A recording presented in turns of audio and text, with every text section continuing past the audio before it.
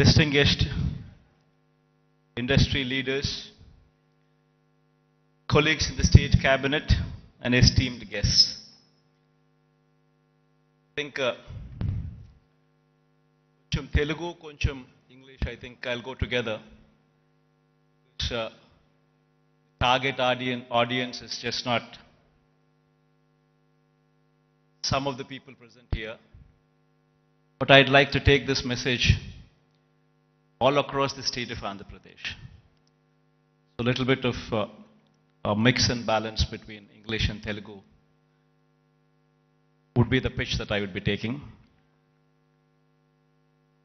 I'm happy to welcome you all to the Vision Vizag program. In fact, today all of us are gathered here to discuss about what Visakhapatnam means to all. Why does the state need Visakhapatnam? It's indeed a fact. Post bifurcation, the successor state, that is the current state of Andhra Pradesh, has rendered a more an agrarian one. In fact, if one were to compare the figures of what the average contribution of primary sector into GSDP were to be at the national level when compared to the agriculture sector, we would come across a figure of 17 to 18% at the national level. Whereas when it comes to our state, we're talking about a figure of 35%. On one side, it is a projection that we are an agrarian state. But on the other side, it poses a challenge that no state can survive with these numbers until and unless the secondary and the tertiary sectors grow. And the contribution of the primary sector, that the agriculture sector, comes down. That means the growth should take place in such a way that the secondary sector and the tertiary sector continues to grow in a much faster pace than the agriculture sector. Only then we would be in a position to address the challenges that are posed. Only then you would see better growth rates. Only then you would see a situation where you can talk about economic boost. In fact, so much so is the challenge posed by the bifurcation that in fact we have lost out on Hyderabad. Now why is it that Hyderabad is so very important to us?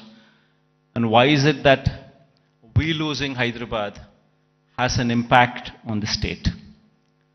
Every state, for it to progress, you need to have an economic engine.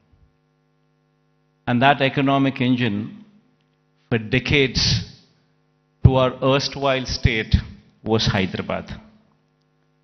In fact, to give a perspective, the central government those days used the public sector as the main vehicle to stimulate economic growth. In fact, if we were to see the institutions such as IDPL, NMDC, NFC, IICT, and so forth, they were all set up in Hyderabad. Because of the fact that public sector undertakings, these huge investments, came up in Hyderabad, Hyderabad as an area grew beyond any other place in the state.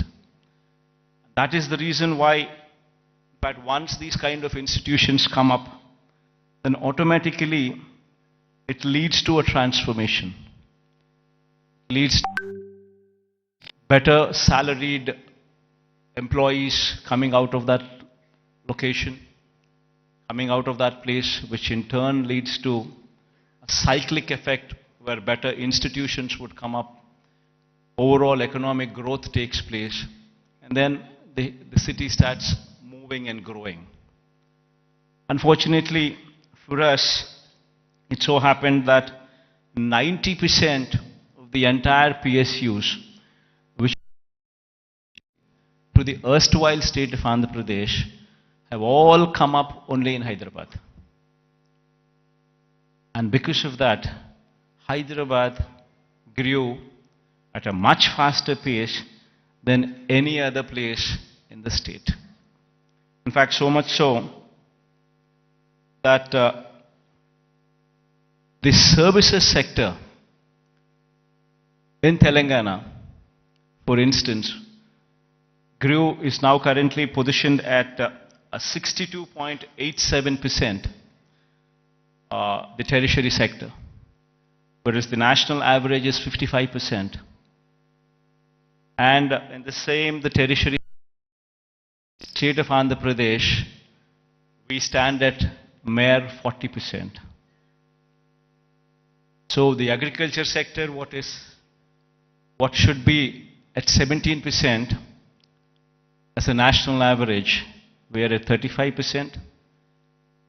The services sector, which is the tertiary sector, which should have actually been at 55%, which is the national average, we are at 40%, whereas Telangana is at 62.87% of the state's GSDP comes from just the services sector, that is the tertiary sector, and predominantly from Hyderabad.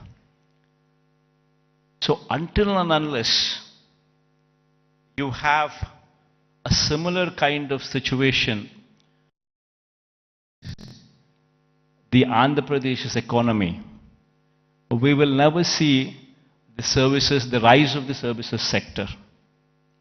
It's only the manufacturing sector that is, we are on par with the national average, which is 25%, which is the secondary sector.